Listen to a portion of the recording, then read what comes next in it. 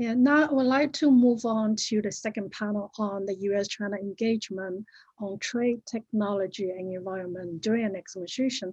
This panel is going to be chaired by Dr. Yawei. He is the director of China program at the College Center. Dr. Liu has written substantially on the US-China relations and facilitated a lot of online discussion lately. And he also involved in launching a new magazine called China-US Perception Monitor. And probably many of you have heard about it. So Dr. Liu, you have the floor. Thanks, Hono. The Carter Center is very proud to be part of the ICAS annual meeting. We had a very good opening. We have the debate between Ambassador Cui and Steve Ollins and Professor Addison. We also have a very productive debate on the second session. The third session, our session, unfortunately, we don't have any Chinese representation, but I still hope that the panelists will engage each other to share their different perspectives. There is a slight change in the order of speaking. We discussed this and everyone agreed. I'm not going to introduce them. The bios, full bios of all the panelists, the link is pasted to the chat. So our first speaker is David Dollar, to be followed by Yukon Huang of the Carnegie Endowment, International Endowment for Peace, and then by our own Sourabh Gupta, finally Ambassador Balton, and Sally Yozell from the Stimson Center. So that's the order. And each of the panelists will have up to 10 minutes, but no more than 10 minutes to make your remarks. So David, the floor is yours. Thank you very much, Yawei. It's a great pleasure to join this discussion on US-China engagement on environment, technology, and trade. There's still a lot of uncertainty about what the Biden administration's policies would be, so I think we should be humble, but we can speculate about some likely trends. If I were giving a headline to my short remarks, it would be that there's going to be no immediate dramatic change in US-China relations, but there will be some subtle changes which over time accumulate to a better relationship in these areas of environment, technology, and trade. So let me make 3 points. I think the really clear thing is that the Biden administration will rejoin the Paris Accord. President-elect Biden has been very clear about that. They'll rejoin the World Health Organization. He would like to get back into a UN-Iran deal, preferably strengthened from the original deal. So very clear the US is going to be getting back into multilateral agencies and most importantly, dealing with what I call global public goods. In the process of dealing with global public goods, the US will inevitably be working with China. A number of speakers have already mentioned that we have no hope of meeting a carbon zero target for the world by 2050 unless the US and China both make very, very rapid progress on carbon reduction. In principle, that could be each one working in parallel, but I think it's going to be natural for us to cooperate on issues like that. And this is going to be the most important change because frankly, there's been no positive interaction between the US government and the Chinese government for some years. So to start by having some positive in the relationship, working together on global goods where we have a common interest, that's already a significant step forward. My second point, though, is less positive. Following very much from the security discussion, I think we can count on the United States to keep a lot of its technology measures in place. I think there's quite a bit of confusion in what the US has done between security objectives and economic objectives, but many of the measures taken have been justified on national security grounds, putting Huawei on the entities list. The latest decision to identify 35 Chinese companies, mostly state enterprises that Americans cannot invest in. There's a whole range of these actions. Some of these are introduced by executive order just since the election. And I have to say, frankly, it's very unusual for an outgoing administration to have important executive orders after it's lost the election. So we can look at some of this as perhaps acting in bad faith. I think the Biden team will take a hard look at all of these security measures, especially the ones introduced at the last minute, and maybe they'll roll back some, but I think the Biden foreign policy team is going to still have a somewhat hawkish attitude toward China, and I think a lot of the security justified measures will remain in place. In this area, I like the framework offered by Secretary Hank Paulson, who says the US should have a small yard with high fences.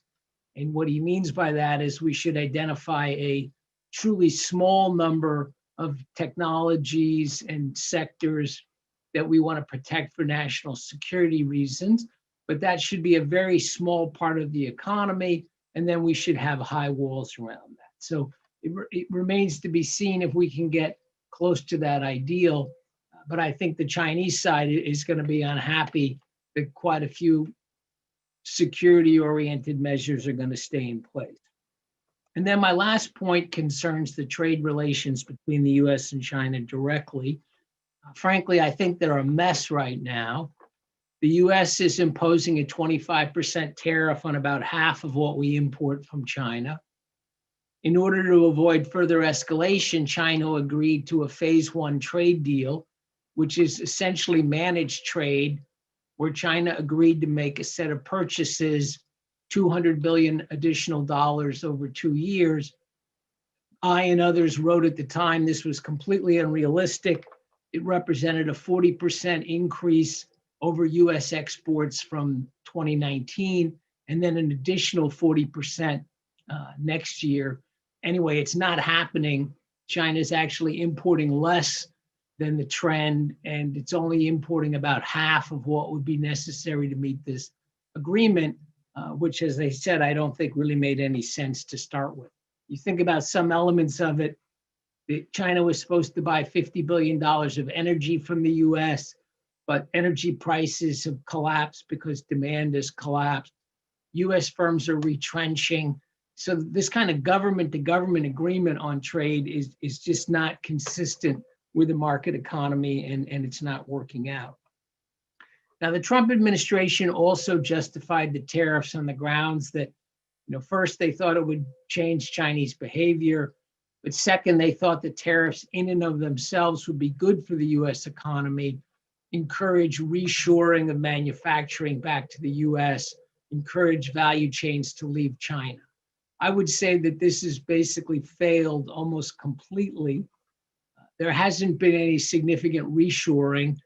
The Federal Reserve staff did a study of the impact of the tariffs on US manufacturing, and they concluded that we've lost 175,000 manufacturing jobs because of the tariffs we imposed on China. And that's because China naturally retaliated, but also we import a lot of parts and components used by American firms. And so we've put our firms at a disadvantage. Meanwhile, it hasn't had that much effect on China. We're importing less from China, of course, with the tariffs, but a lot of that final assembly is moved to countries like Vietnam. The US is importing more from Vietnam, Indonesia, others. So our trade deficit has gone up, it hasn't gone down. Meanwhile, China's exports to Vietnam and other countries have gone up very dramatically. Chinese firms are moving factories to Vietnam, so they're sending equipment and parts and components. And when we analyze the value added in trade, which those data always come out with a bit of a lag, I think we'll find there was very little change in the underlying value added trade pattern. It's just now some of that Chinese value added is going first through Vietnam or Indonesia before coming to the US. But this hasn't really achieved any objective. So let me end this part by saying that we've seen members of the Biden team speak out against the tariffs, but in his interview with the New York Times this week, President-elect Biden himself said he will not remove those tariffs on day one. I think the US is going to be focused on a range of domestic issues in the first year. There would be room for China to come forward with a proposal. This would be a good moment for China to make a bold proposal to address many of the structural issues that are really the heart of our differences. But I don't expect the bold proposal from China. I think those tariffs will probably stay in place through the first year of the Biden administration. And Biden has said he wants to coordinate with our allies. When he does that, he's going to hear that the allies don't like the managed trade. They don't like the US tariffs.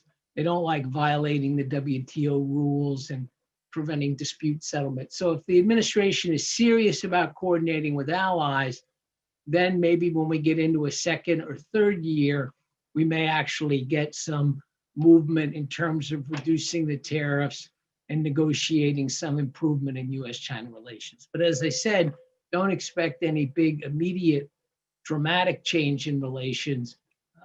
But I'll go back to where I started.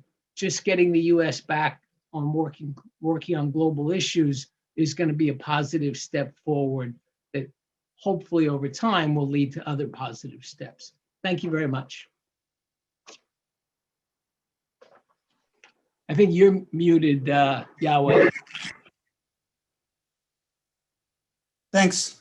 So now we're going to our second speaker. Yukon, the floor is yours. Thank you, Yawei. And thank you for inviting me to speak on this topic. The sessions thus far focused on the fact that the tensions and misunderstandings between China and the United States are great. And many people are relatively pessimistic about how will this be addressed. I think this session is going to focus a lot about economic issues. Are economic issues going to make it more difficult, or in fact, will they become a factor in making the dialogue easier to deal with under a Biden administration? Let me talk about this by beginning with what triggered what I would call the economic conflict between the United States and China. Go back 2.5 years ago, March 2018, when President Trump launched his tariff-based trade war, and he commented that a trade war was good and easy to win. So as David mentioned in his discussion, a year or so afterwards, if you look at what happened in 2019, you really don't see that as the outcome. The consequences of the tariff largely is that US trade balances have actually weakened, they've actually deteriorated. China's trade surpluses have actually gotten stronger. And it got stronger because China was able to diversify its exports. Instead of selling to the US, it sold more to Latin America, to sell more to ASEAN, it sold more to Europe. So the original intention of the tariffs was to protect the United States, strengthen competitiveness, and improve its balance of payments, make it reduce the deficits with China and overall deficits. In fact, the opposite has occurred. So that's largely basically failed. I think it's sort of like a tariff approach has been largely discredited. Most studies have shown this. So what happened when the pandemic emerged? Again, the pandemic emerged, it strengthened the concept that America should become more self-sufficient, and supply chains were not working in its favor. The great shortages of medical supplies, the reliance on China on ventilators, and this became even extended to issues like rare earths. Rare earths are largely produced in China. The United States is heavily dependent upon rare earths in terms of manufacturing a range of high-tech product lines. So this concept of self-sufficiency became very strong during the pandemic. But if you look at what actually happened over the last few months, the opposite has actually happened. Because China was able to deal with the pandemic better than other countries, China was able to recover faster. So industrial production scaled back up, exports surged. Exports in China are growing at 10% a month, whereas the world trade has stagnated. So the consequence is that China initially was exporting a lot more critical medical supplies. This was then followed by computers, communication equipment, and more recently by household goods and a whole range of materials. The consequence once the year finishes is that China's trade surplus, instead of being sort of like 0 or 1% that most people had forecasted, is likely to be 2 to 3% of GDP, much larger than people had foreseen. And America's trade deficits are getting larger, driven in large part because of the fiscal deficits due to the tax reforms. So where are we today? If you go back 2 years ago, the intentions in terms of the trade war, the tariffs, the measures, they were designed, in fact, to improve what I call America's balance of payments and sort of like moderate China's surpluses. But the reality is the opposite has been happening. So it was not intentional. But the point I want to make is that the economic consequences, the results, are actually going to put more pressure on the system to say, what are we getting out of China? Is the problem going away? And on paper, it will look like it's not going away. So what you have now, as David described, is a process of decoupling, going from research, decoupling visits of tourists, of scholars, to technological decoupling, the banning and restricting of high-tech components being shipped to used by Huawei, ZTE. The other day, there was an article about the fact that China's efforts to produce commercial aircraft may be adversely affected. So that decoupling is going away. And as we discussed, and discussed in the previous session, how will this evolve? Can this basically become a major problem? Is it realistic to decouple the US and China economy? And let me start off by looking at the technological implications. If America restricts its exports of chips, high-tech components to companies like Huawei, ZTE, and a range of Chinese companies potentially are under the threat of existence. They could be driven out of business. So this is a serious issue in terms of China's interest in becoming more innovative and supporting its high-tech manufacturing industries. But the consequences for American companies are equally severe. US companies depend, many of the high-tech companies, generate 20 to 50% of their revenues and profits from selling to China. So if they're no longer able to do so, this will have a major impact in terms of US companies' ability to invest and to innovate.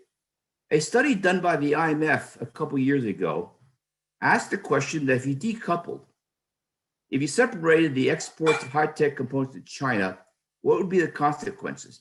And the answer was that in the short term, China would suffer. Major companies would be disrupted, would be able to do various things, but the long-term impact on the US was actually greater. The estimates were that about half, that America's growth rate could be cut in half because of this decoupling of high-tech exports. So this damage both ways is severe. So let me get into the question of decoupling. Decoupling, when you first look at it, you think about America's exports to China, China's exports to the United States. The major issue is that America exports about $200 billion of goods to China, but American companies generate about $600 billion of revenues operating in China. So if you start going into this decoupling and start to look at what could be done or what could affect American businesses, it's extraordinarily large. The answer to all this is that decoupling is going to hurt both countries a lot. And this is what I like to focus on. Decoupling, supply chains, the implications, it's businesses that are probably going to trigger what I call a reaction.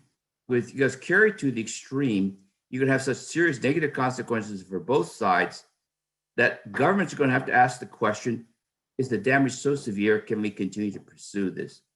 And now let me go back to the issue that's been under discussion for the last hour and a half. What is different today compared with 3 or 4 or 5 years ago in terms of the US-China relationship? The major difference today is that we've now integrated security concerns into economic concerns. For decades, we basically had policies which allowed China-US economic integration to proceed. This drove global growth and trade patterns.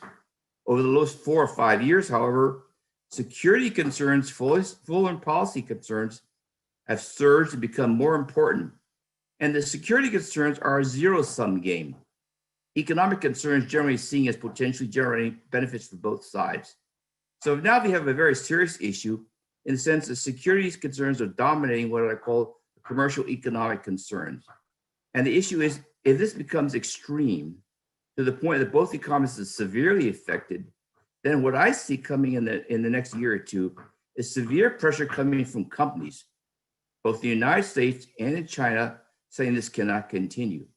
And then you have to address what I call a very difficult issue. What is the right balance in addressing security concerns and the commercial economic interests of business and households on both sides? And the problem is we do not have either a global regulatory framework to address this. We don't have the collaborative procedures to make or moderate the tensions concerned. And let me just suggest that two things probably need to be happening. We need to create global agreements, probably beginning with the US, Europe, and China, in terms of how to address these so-called security risks, which are interfering with what I call traditional trade and economic issues. That's one thing. And we don't have it at present. Europe is trying to negotiate a bilateral investment treaty with China. America, under the Obama administration, was also discussing a bilateral investment treaty, but that was shoved off when Trump came into power. So one potential vehicle in the coming year to address a lot of these investment tensions is what I would call a trilateral investment treaty between Europe, China, and the United States. And that would be one means of trying to actually multilateralize the concerns and also to reduce risks. The second area, which I think is ripe for addressing, take the Huawei issue, the 5G issue. And the issue has been we're going to have a system for United States and the West, which is independent China, and then China will be operating in China and Asia and Africa, separate systems. Why don't we have a system in which European companies and Huawei partner in developing 5G systems? And in that process, try to provide a means for addressing what I call legitimate security risks, which are perceived here in the United States and Europe, and which I think China believes do not really pose a significant problem. But to address it, the only way I can see addressing it is actually partnering European, Western companies with Chinese companies to move forward and to establish an understanding that could address both security as well as economic concerns. Let me stop here. Thank you. Thanks. Now we're moving to Sourabh Gupta on executive orders and its impact on decoupling. Thank you for Dr. Liu. I'm going to be speaking on the topic of, as you see, deconstructing technology decoupling. My presentation is going to be a little different in the sense I'm not going to be providing really insight per se, as much as giving a kind of a table set, a background of all the things that have transpired over the past 2 years. The key purpose of this presentation, as you can note, is specifically to identify the most important, the key provisions in some of the recent White House executive orders and Commerce Department rules, which have been drafted with intent to accelerate and tech decoupling. Now, because these provisions, I've reproduced them in verbatim in the PowerPoint, there is a lot of text. So what I would recommend is don't be detained by the text to read the text. Rather, suggestion would be to focus on just 3 things. One is, look at how recent many of these orders and rules are, the dates basically. Secondly, look at the Chinese items, products, and sectors that are being focused on and the variety of means that are being brought to play to bring them into the net. And final point is, which is also my key takeaway just to pay attention to, is what the Trump administration is doing is not so much creating a new toolkit of policy instruments to accelerate decoupling, as much as it is significantly widening the existing toolkit of instruments to enable it to use it flexibly and for discretionary use. Obvious intent, of course, is to target selective Chinese advanced industrial sectors for decoupling. Matt, next. Before I go into the various avenues the US has chosen to target China in terms of export controls, let me just throw out a kind of list with the US itself put out very recently. The White House, as you see, October 2020, and it listed basically the main technology areas. And in fact, in Washington, one of the many areas of thinking is what are emerging technologies, what are core technologies, what are founding technologies, so that then the policymakers can get down to seeing how to exercise controls over how these technologies are acquired or controlled. Next. Okay, let me get to the various channels by which the US is trying to maintain these controls over China. The obvious one, obviously, would be the ICT product channel.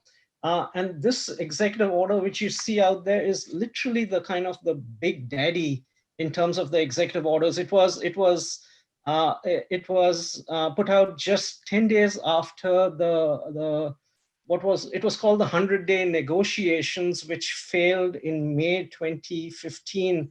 And then the executive order was put out on information and communication technology supply chain. Now, just the only thing to notice, the takeaway from here is that it provides huge degree of discretion to the Commerce Secretary to list and determine particular countries, determine particular adversaries, determine particular technologies, and then go ahead and put them on the control list. And obviously, there has been a lot of pushback since by private sector, because they don't want the discretionary extent is too wide for them. And so this has been going up and down within the regulatory rulemaking process. But anyway, this is basically the framework by which US can exercise very far-reaching controls on high-tech advanced manufacturing products. Next, Matt.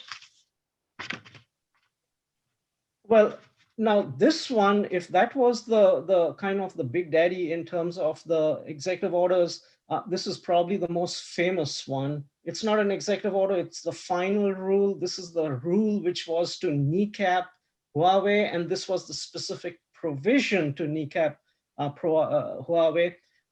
There were previous series of executive orders, final rules with regard to trying to limit Huawei's access to chips, but this is the one which essentially said that even non-US made semiconductor chips, in which, how do I frame it? What this basically essentially said that even chips which are not of US origin, but which have been made overseas using American equipment itself cannot be sold to Huawei. And this is the one which has really been the one which has really hurt Huawei and is hurting Huawei. But the important point to note is this: it didn't talk in terms of Huawei, it talked in terms of a footnote 1 designation, which has only Huawei right now, but can be customizable to other future 5G players also. Matt, next.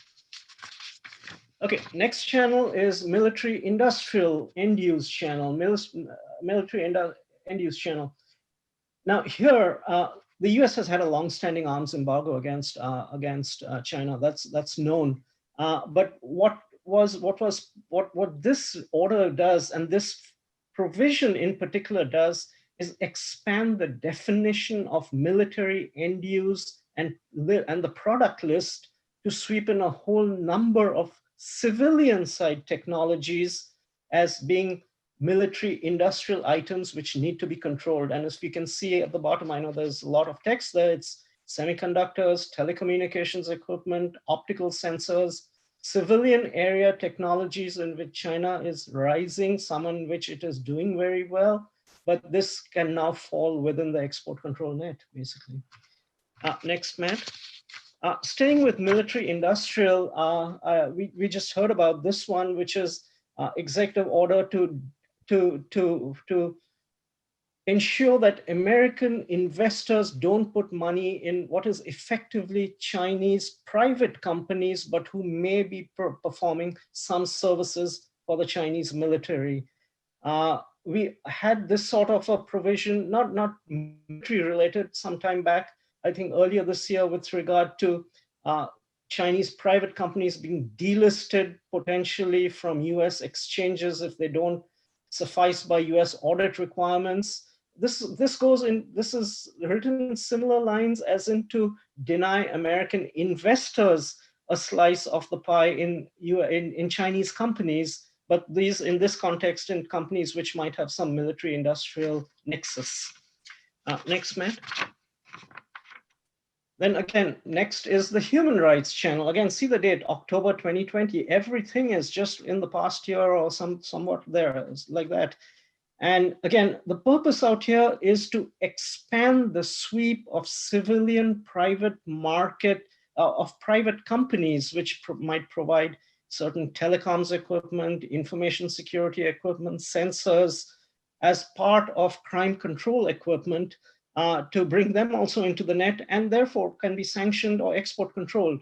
So again, now we're going, as we talked about, there was the ICT channel, there's the military industrial users channel, it's a human rights channel.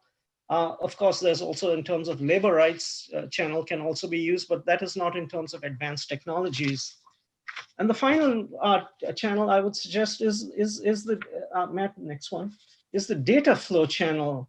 And this is, data flow, this text is from the upgrade of the CFIUS law to block, to ensure that Chinese companies cannot make the sort of acquisitions that they had been making, particularly in the advanced technology areas. But this is, the point of putting this is to list out the areas of which are considered sensitive personal data in the US by the US government, to enable that there is no coupling at all in the first place. There isn't coupling at this point of time, and any attempt at coupling in these areas related to this sort of personal data is not going to happen going forward either. And so this is the data flow channel in which there's going to be an element of decoupling which is setting in. So finally, let me just come down to I'm just going to throw out, Matt, next slide, the certain observations, implications, questions. Not going to go through them in any particular detail, but let me just run through a few. First of all, what was the purpose of Tariff and Lighthouse's tariff war? I mean, China has been hit and hit hard, and all of this could be done by legal means, and which was done through the technology, through the advanced technology angle. I mean, the tariff war has been a failure. It's illegal. It has been damaging, and it didn't serve its purpose. I mean, it raises that question. Second point, you can notice most of these export orders clustered around semiconductors, telecoms, AI, data flows. Some of these are areas where China has real competency. And the question is it generally about genuine security concerns and wanting fair market competition, or is it about thwarting China's rise? The next point I'd make is, well, one way or the other, Uncle Sam will get you. I mean, if you're a semiconductor company, but you're not at the cutting edge of semiconductors, but you do serve the Chinese military, we'll go after you that way. You don't have to be a cutting edge company. You need to be a rising company, and we can still get you in the net. So this is one way. And just finally, let me get to maybe what will President Biden do, considering that he's going to be forced with many of these issues. And my view is, of course, he's going to maintain most of it, but maybe get a little bit more nuanced in terms of end users rather than end user. The Trump administration has kind of worked backwards from, okay, we need to punish China, and then we need to punish by way of end users. Maybe Biden will be taking a little more nuanced view on this. Finally, my last slide, I'll keep it very brief. Matt, if we could put it up. And that's just to show that, I mean, there's, of course, all these complications that the US end has set in, but, China is not sitting in idly either. And in the last few months, I mean, we've seen a bunch of stuff happening at their end.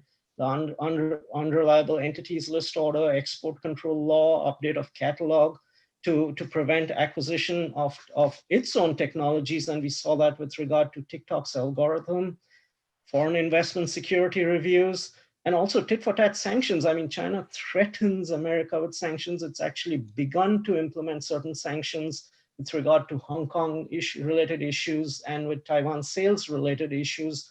So China has shown stomach that it is beginning to actually sanction America, and that could also happen in other areas in advanced technologies.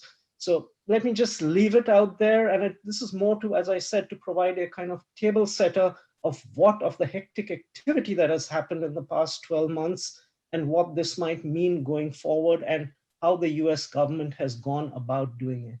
Thank you. Thanks, Sourabh. Now we are moving to a different area. Ambassador Balton will talk about the oceans and how US and China can work together to protect one of the most important resources in the world.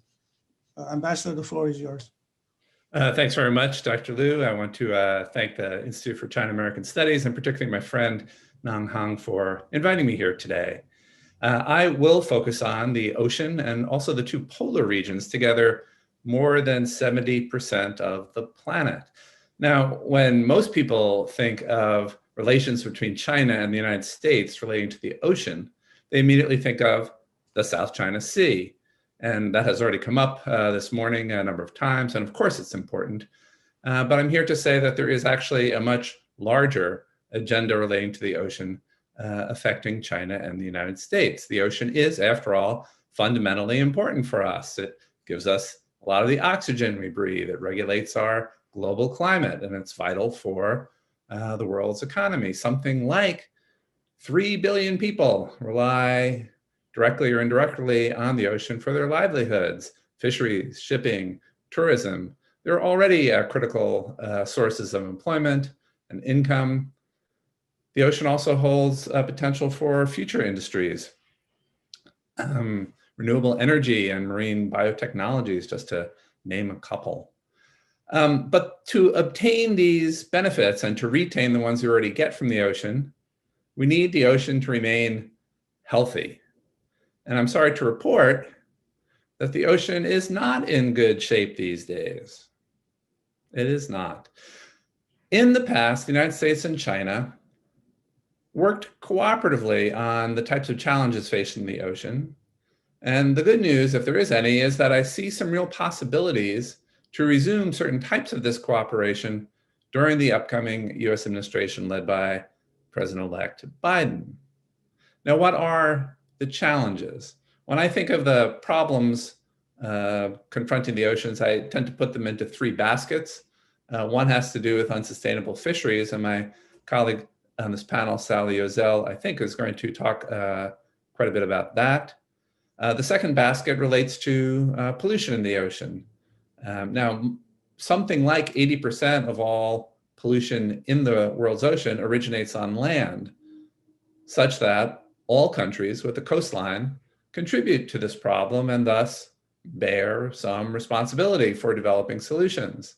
And it's no secret that a lot of land-based pollution in the ocean, particularly plastic pollution, comes from East and Southeast Asia, including China. China has taken steps to address some of these problems, but frankly needs to do a lot more. The third category of issues affecting the health of the world's ocean I see as related to climate change.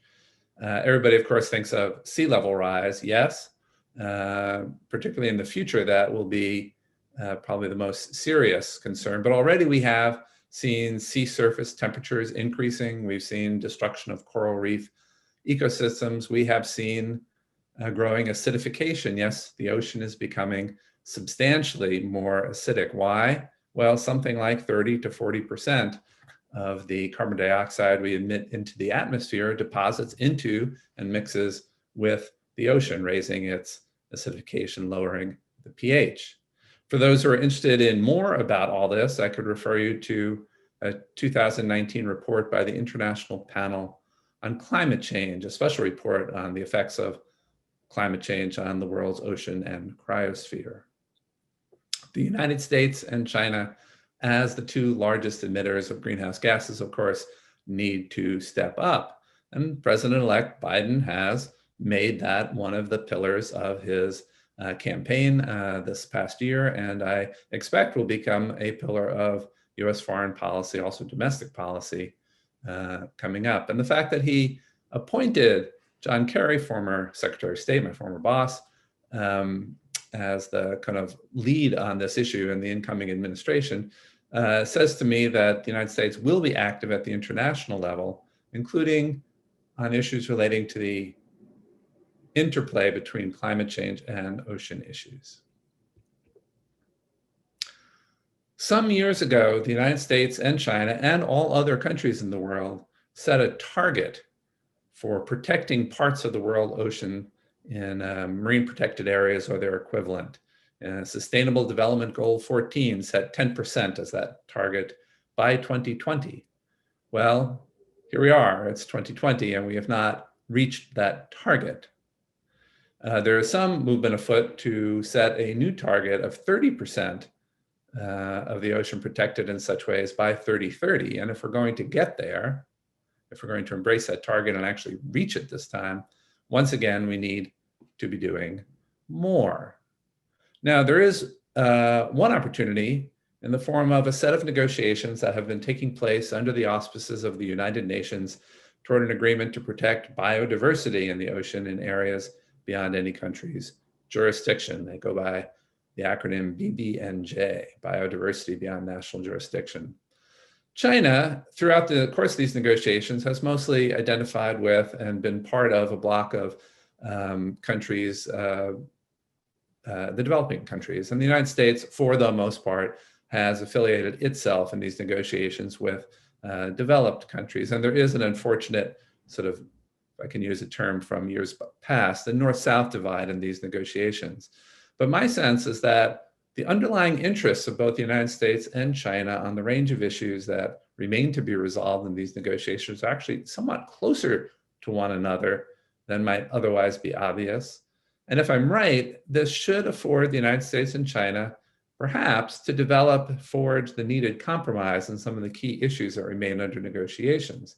And if they are successful in doing this, we will have a new agreement that will give us another tool to establish, for example, high seas marine protected areas and promote the use of environmental impact assessments on human activities affecting the world's ocean.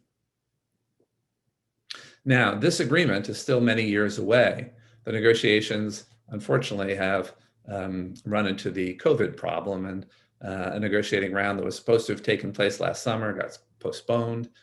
Maybe the negotiations will wrap up successfully in 2021, maybe not.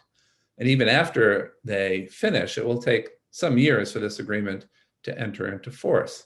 And while that is happening, we need to be looking for other ways together to try to promote ocean health.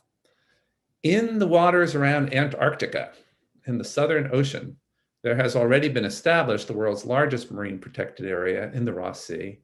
And there are proposals pending for 3 additional marine protected areas around Antarctica. China is one of 2 countries blocking adoption of these marine protected areas. Why? Why would China and Russia, the other one, be blocking this when we have an opportunity right now to improve the health of the world's ocean, at least in the Southern Ocean? I can report better cooperation between China and the United States and a number of other governments that care about the Arctic, the other polar part of our planet. China participated very constructively in negotiations that I was personally involved in to produce an agreement on fisheries in the Central Arctic Ocean. 9 countries, including US, China, also the EU, signed this agreement in 2018, but all 10 need to ratify the agreement for it to enter into force. 9 of them have done so. China has not. China needs to ratify the Central Arctic Ocean Fisheries Agreement. I believe it will do so. It has said it would. Perhaps, again, COVID has slowed down the internal approval process, but this needs to happen. In conclusion, I would say the ocean agenda has been a topic on which China and the United States have, in the past, found ways to work together. And some of that cooperation, I would say, has even continued, at least below the political radar screen, during the Trump administration. But my sense is that during the incoming Biden administration, the attention to these types of issues and the commitment to do more to advance them will be rather significant. And this provides an opportunity, once again, for the United States and China to find ways to work together on issues of common interest, both bilaterally and through a whole host of multilateral fora in which they're both involved. I certainly hope that we will find this happening in the future. Thanks very much. Happy to answer questions when the time comes. Thank you, Ambassador Balton. Our last but not the least speaker is Sally Yozell, talking about not just climate change, but one of the most important things for all of us, if we like to eat fish, is fishery, and how US and China could coordinate on fishing transparency and other issues. Sally?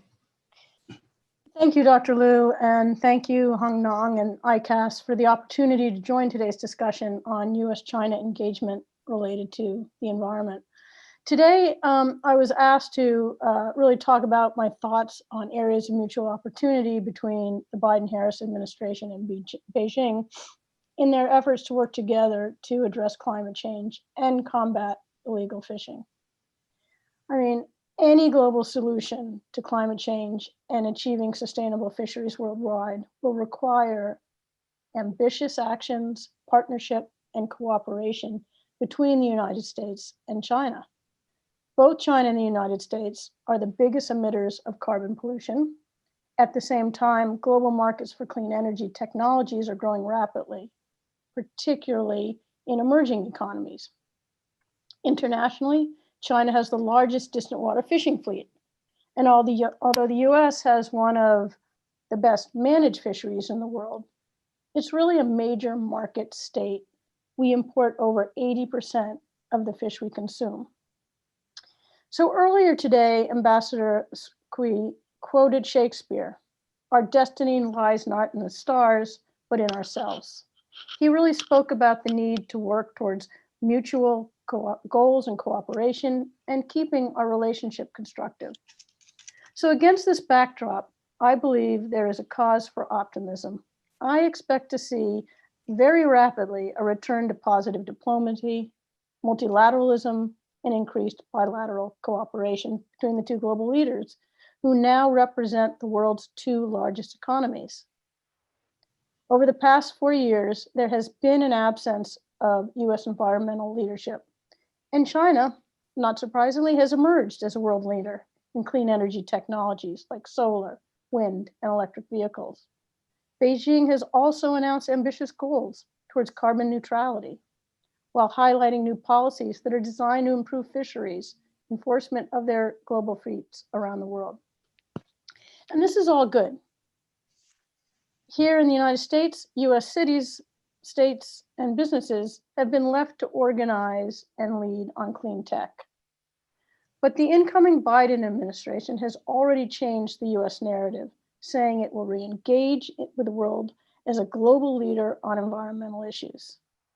They will pivot the US back to more constructive diplomacy and increase multilateral and bilateral opportunities. They released a very ambitious climate plan, noting first rejoining the Paris Agreement as their first priority step, integrating climate policies across the whole federal government. They've announced bold targets for carbon neutrality, while also focusing America's economic growth on building a more expansive clean tech economy. President-elect Biden sent a really strong global message when, as David said, he named former Secretary of State John Kerry, also my former boss, to a cabinet level post as US climate envoy. This is an important signal towards rebuilding trust on climate diplomacy. I mean, in international diplomacy, relationships really matter. President-elect Biden has committed his career to foreign policy. He knows President Xi personally and how to negotiate productively. And with the announcement of Secretary Kerry as the climate envoy, the US will have experienced statespeople, a statesperson who has played crucial roles with China on a number of environmental issues, including gaining China's support to join the Paris Agreement and embrace those targets. And this is all critical because frankly, we are running out of time. The climate crisis is real and it threatens the security of every nation. 2020 is wrapping up to be another year that breaks historic climate records. Yesterday, the UN State of the Climate Report was released, and it said 2020 will be the third hottest year on record, and potentially by year's end, it could be the hottest. A marine heat wave has hit over 80% of the marine environment. We witnessed unprecedented wildfires this year in Western US. Australia is currently having record heat events. And as the 2020 hurricane season winds down, there have been a record number of hurricanes in the Atlantic, as well as across Asia, including the Philippines, Vietnam, and Bangladesh, to just name a few. And even this past summer, there was such heavy flooding on the Yangtze River, which led to an estimated $26 billion worth of damage. So China and US are the largest emitters of greenhouse gases. They have an extraordinary opportunity to work together to address the climate change problem. They have many goals in common. Both recognize the potential for green tech jobs to bolster their economies. Both have made climate mitigation pledges, with President Xi pledging to achieve carbon neutrality by 2060, and Biden plan calls for 100% clean energy economy and net zero emissions no later than 2050. The US and China must cooperate to meet the mitigation targets set out in the Paris Agreement and to limit warming to 1.5 degrees Celsius. However, to be credible, both China and the US must work together to ensure that their pledges are backed by action and are transparent in their accounting on how we're going to get there. China continues to build coal-fired plants at home and around the world, and their emissions are expected to continue to grow over the next decade. So although the China pledge is truly transformational, many are worried that it is going to take too long to get there and too long to achieve the 1.5 goal. And that means other countries are going to have to step up to balance these emissions. I suspect the ambitions to meet the targets will really actually spur cooperation and positive competition between our two powers, which in turn could improve global technologies, reduce prices across the renewable energy sector, and all of this will benefit users around the globe. Commitments by both countries to reduce carbon emissions will only be successful if it also extends to foreign investments and foreign assistance.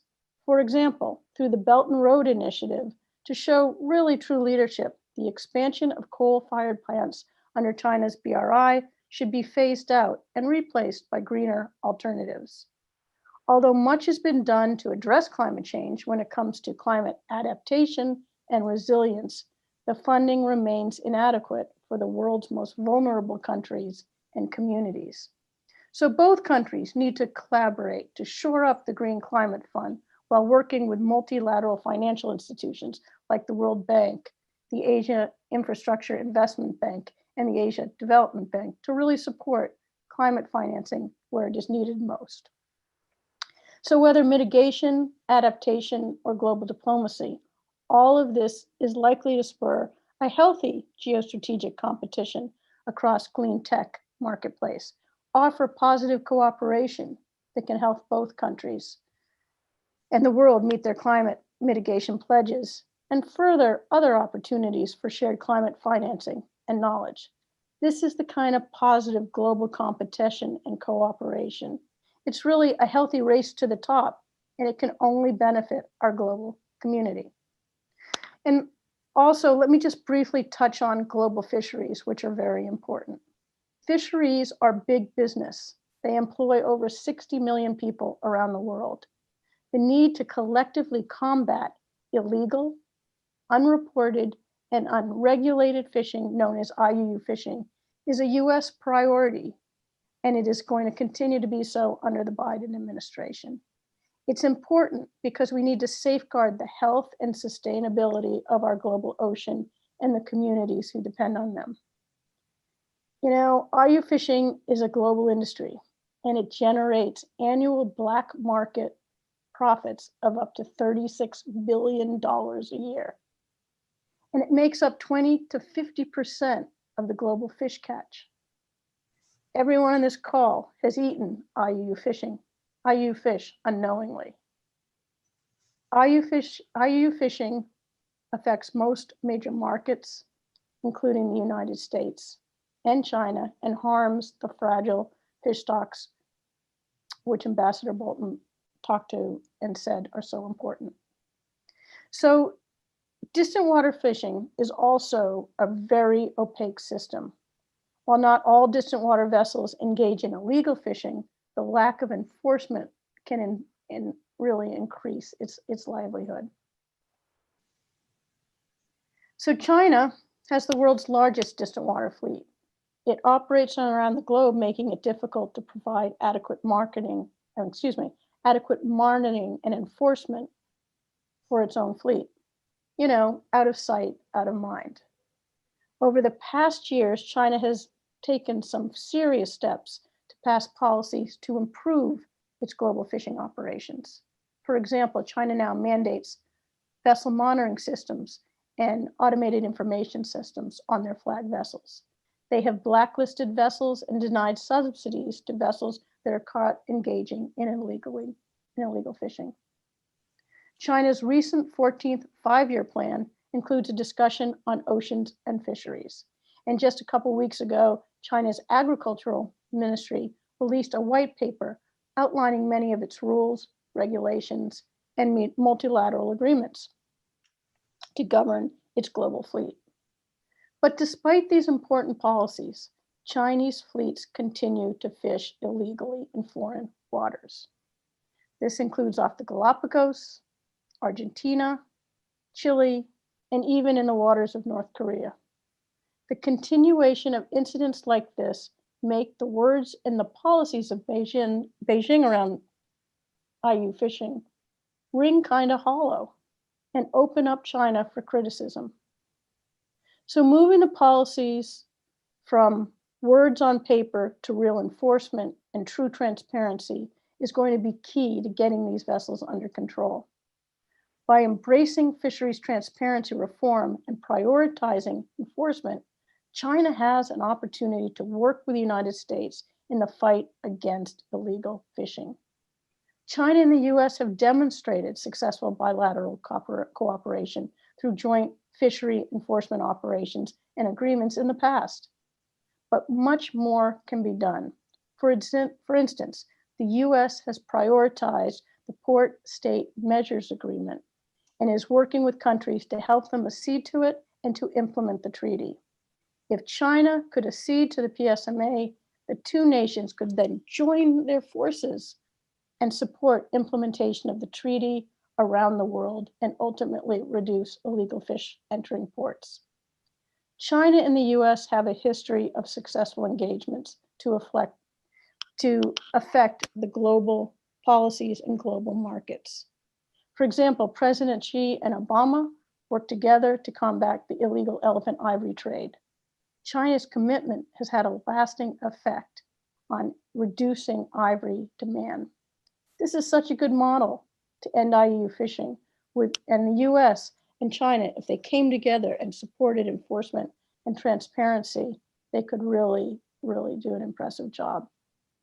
So in closing, let me just say, both China and the US have a historic opportunity to really reset the global dialogue and build towards common shared environmental objectives.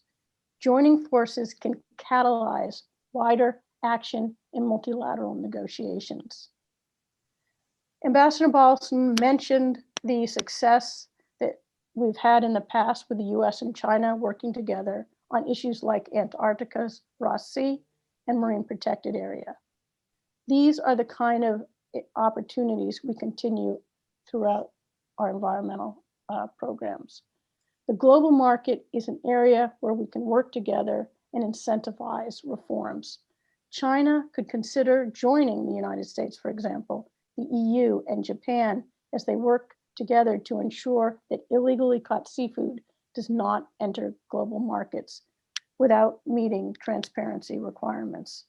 Or across the renewable energy sector, positive competition has the chance to drive down global prices and benefit the international market. You know, a rising tide floats all boats. Partnership between these two dialogues and large economies in dialogue can really serve and leverage as models to change behavior of other states or industries. And as the stage is reset with the new administration, it truly provides an important opportunity for renewed US-China environmental diplomacy, engagement, and reaching agreement. And this can build bridges that grow trust that can also lead to breakthroughs in other more challenging areas. So thank you for this opportunity, and I look forward to answering any questions you might have. Thanks. Thanks to all our five panelists. We are certainly operating behind schedule. So there are a few questions. We'll reverse the order, so we'll get questions to Sally and Ambassador Balton first, and then some questions to the other three speakers. So for Sally and Balton, one question is regarding, I think during the debate, Biden said, he's going to hold China accountable for the emissions. So the question is how President Biden is going to hold China accountable for the emissions. Sally first. Thank you. Sorry about that. Yeah, I mean, I really that's one of the things that is so important is transparency. I mean, not just transparency with China, but transparency with the United States and other countries around the globe. And so as we move forward, I think there's going to be a greater call for openness and transparency in how we achieve these important and robust targets. I think Sally's right. I would simply add that one thing that President Biden will have going for him that President Trump did not is the support of other nations who also care a whole lot about this. I think the United States alone will have, did not have as much influence with respect to China on an issue such as emissions as we will in the upcoming administration, supported by so many others. So the next several questions are posed to Ambassador Balton. First one is what is going to be the Arctic policy of the Biden administration? The second is since the Biden administration is so concerned about climate change, how it's going to balance this and the economic needs in Alaska? And finally, how the US will view China's engagement with the Arctic countries? Well, there's a lot to unpack there. I'll try to keep this short. Certain things will change. I'm confident in the Biden administration's approach to the Arctic. The most important one having to do with climate. By rejoining the Paris Agreement and by, I hope, once again becoming a leader at the international level in efforts to combat climate change, the United States will bring itself back into alignment with most of the countries who care about the Arctic, which is in fact melting. The Trump administration, of course, had a very different approach, and that has not led to good cooperation in the Arctic, to say the least. The United States was responsible for blowing up the last ministerial meeting of the Arctic Council in 2019 over the issue of climate change. Yes, there needs to be some balance struck, as always, between efforts to protect the environment and to allow economies, including in Alaska, to develop.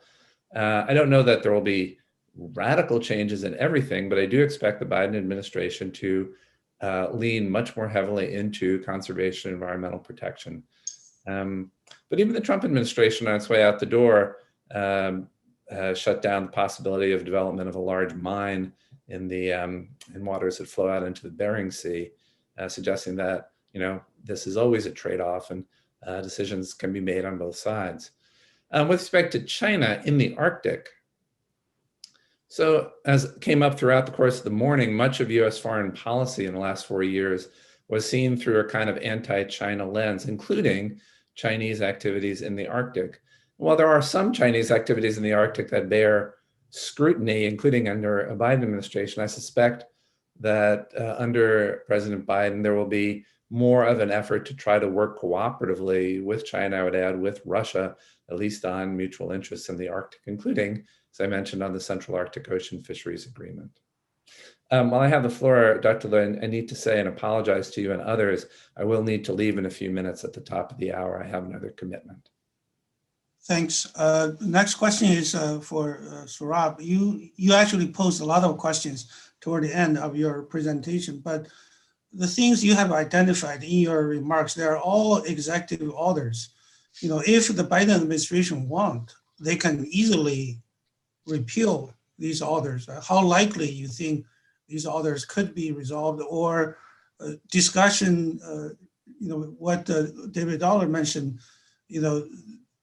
small house with a high fence, until that discussion takes place, these orders are going to be there just like the tariff? Actually, some of them are orders. Many of them are rules, final rules by Commerce Department, and those don't change easily and are not easily changeable. I mean, there is discretionary authority here, but it needs a more engaged interagency process rather than just do it from the top.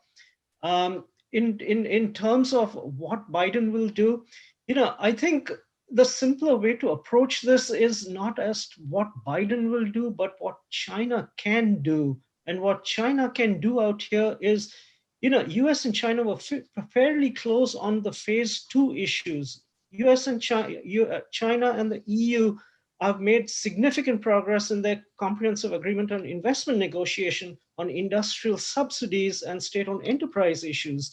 And those are big issues in the CPTPP also, if it wants to join.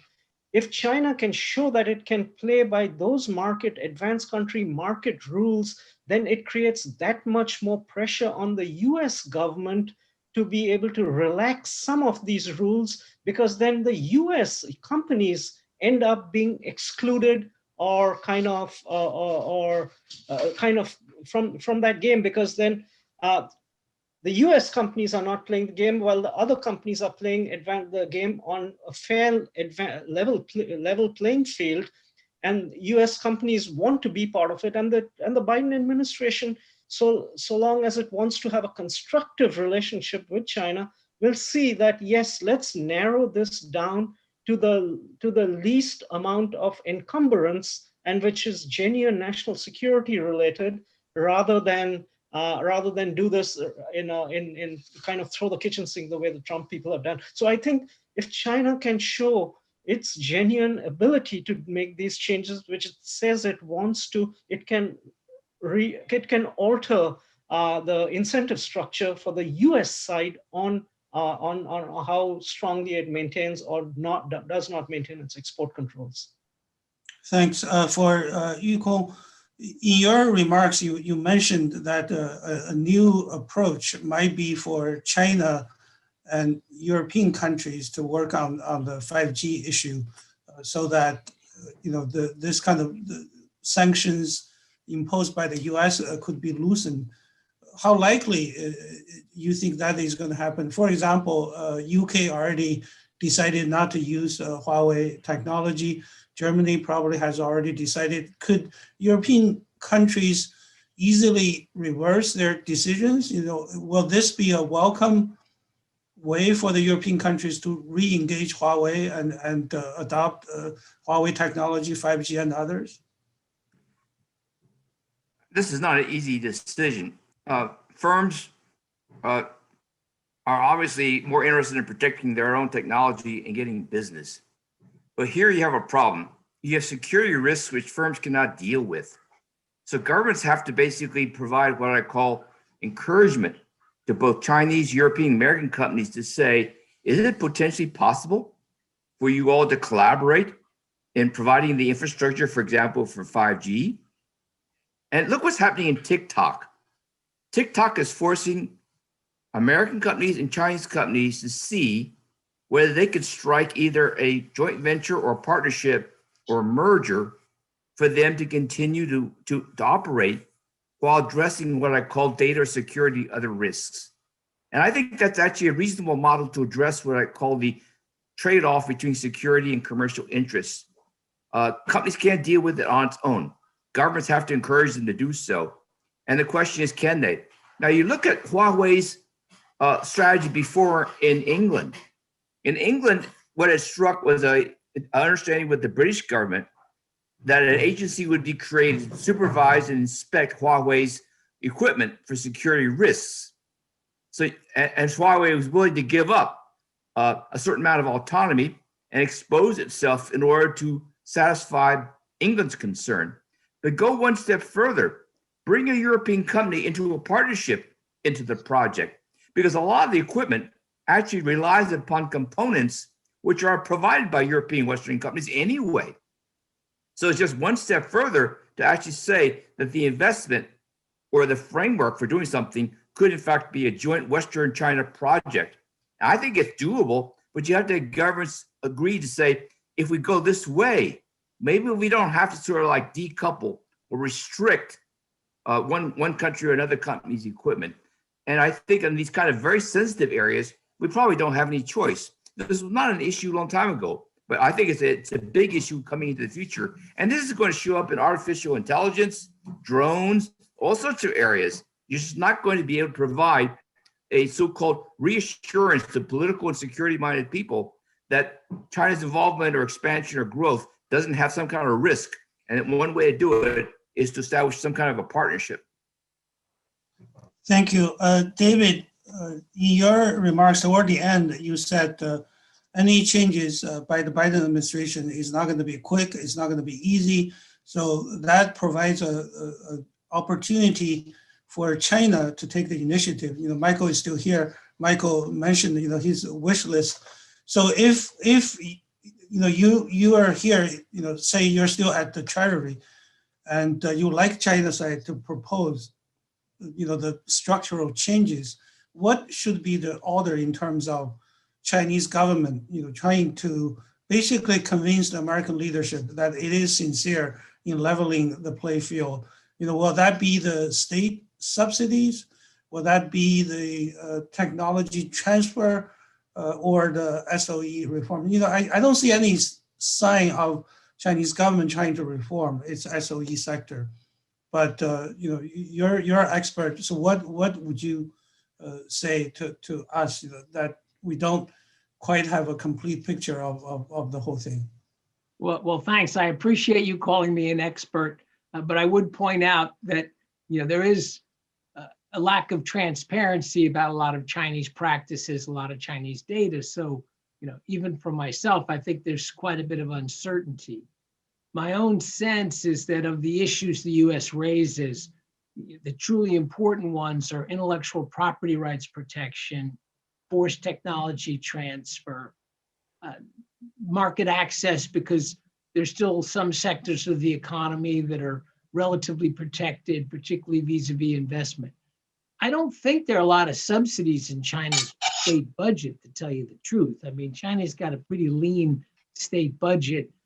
And you could argue that state enterprises have preferential access to credit, and that's a kind of subsidy. But that's a tough argument to make at the moment because interest rates in the West are basically zero. So Chinese state enterprises are paying quite a bit more for their loans than big American companies, which are basically paying very close to zero. So I have trouble getting excited about the idea, you know, that there are a lot of subsidies to state enterprises. I would also point out that Chinese state enterprises play very little role in their export success. You know, their exports come primarily from foreign firms, but interesting recent research shows most of the value added comes from the domestic private sector. So the heart of China's economy is medium-sized private firms with 300 or 400 workers. You know, so I get less excited about the subsidies to state enterprises than the other issues I mentioned, which I think are very important. Now, China has been gradually improving intellectual property rights protection, you know, strengthening the penalties, the civil penalties, and I think they could do more to introduce stronger criminal penalties in this area. So I liked, I think it was Sourabh who was talking about the smart move for China is to be negotiating with Europe, finalizing this bilateral investment treaty, you know, locking in various changes in terms of market access, investment treatment, intellectual property rights protection. You know, that's a kind of demonstration to the US side of the possibilities of reform. And then I think if China came with that same, essentially the same offer to the United States, then that creates an environment in which the Biden team can take away the tariffs. And, you know, I believe it was Yukon who made the point that American companies are going to be increasingly left out if China is making those reforms. So you will get some political pressure for change from that US business community. Thanks. Sally, I think there's one other question for you. You talked about the US-China technological cooperation in the area of renewable energy. Will the security concerns be applied to the same area, or things could be worked out that, because both countries are so concerned about climate control, climate change, so there will be closer and better cooperation in this area? Yeah, I mean, I think things like intellectual property will probably be as guarded as possible. But let's not forget, these are global companies with global markets. And so, what will be shared in the US is also going to be shared in China and other parts around the world. And there'll be certain standards of how, standardization of technologies so that we really truly get to a more global fit, whether it's Europe, US, emerging markets. And I think the standardization and the globalization beyond just China and the United States of renewable clean tech jobs and energy technologies are really going to lead us to a place where there won't be this kind of protectionism. I mean, one of the things that was particularly problematic that just recently occurred during the Trump administration was, during the trade wars, the tariffs on China's solar panels, really did not end up working out so well. They were intended to protect, for example, American solar panel industry, but the industry says that those tariffs actually hurt the development of solar and damage climate change. And that's because we need each other's industries to support the various pieces that fit together. One may be better in transmission, or another one may be better in the panel development, or another may be better in, say, some of the other technologies. So I think it's going to be a more of a cooperative effort moving forward, because I think the global market will demand it. All right. I think our last question is posed to Yukon and David. That is, what do you think about the prospect of US-China cooperation in the area of international development? I think, David, initially you said you're going to talk about US-China working on debt relief to some of the developing countries, and also whether China and the US could cooperate on the Blue Dot network. Is that likely? David, you go first. Thank you. I think this is a very good question. So this could potentially be an area of positive competition. The new money financing of infrastructure. China has its large Belt and Road initiative, which I actually think is, had quite a few successes around the world. I think the Western attitude is too negative, but it definitely has some problems of transparency and standards. It would be good if developing countries had more alternatives, but I'm skeptical about the Blue Dot network.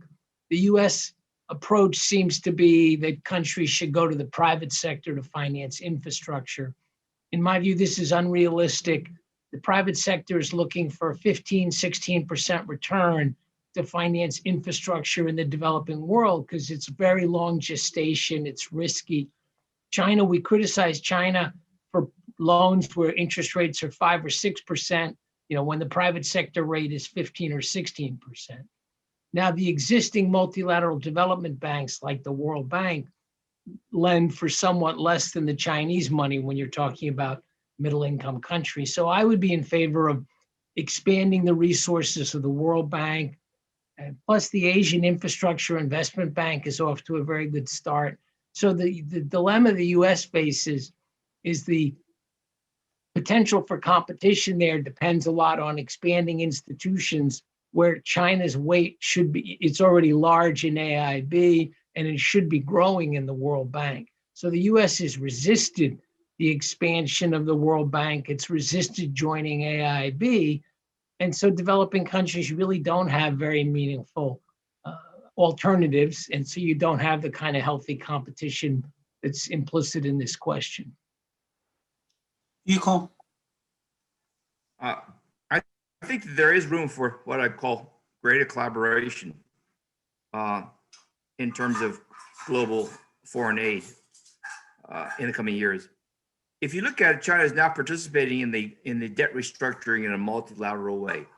In the past, it only approached this in a bilateral sense.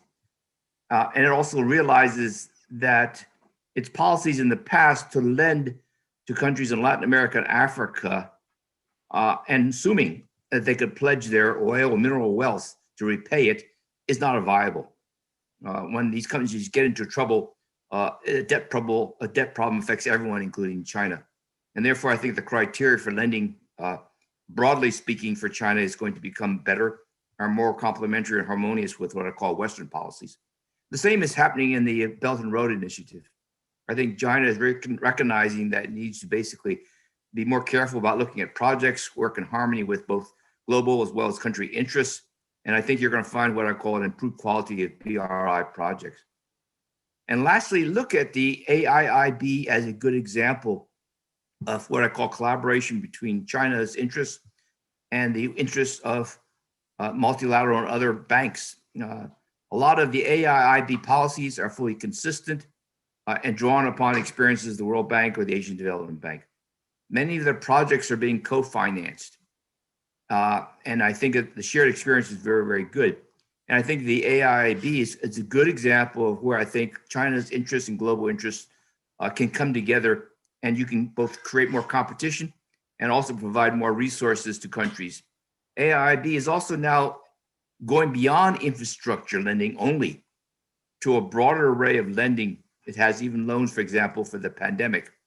So I think that there is, in fact, lessons learned on both sides to improve their products, healthy competition, and potential for greater collaboration.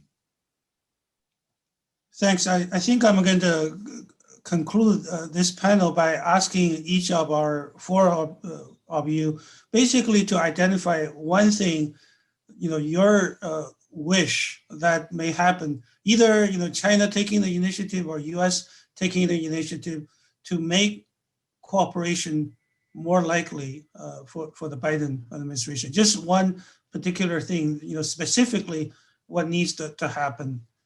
Sally, you go first. Well, for me, the word is transparency, and that is both transparency in the fishing industry as well as transparency in reaching the targets that are so important in climate change. David?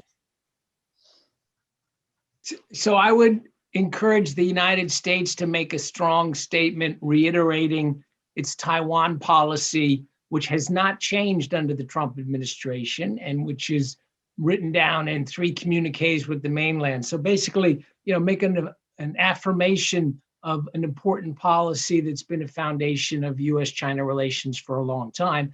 And then, I've already said, I really think China should come back with a bold proposal to open up more markets, improve intellectual property, do some concrete things as a gesture of goodwill.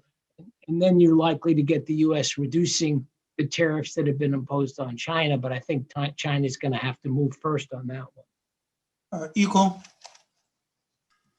I think much of the discussion over today has been on the problem of US and China being able to respond in a positive way toward each other, and there's sort of a gridlock.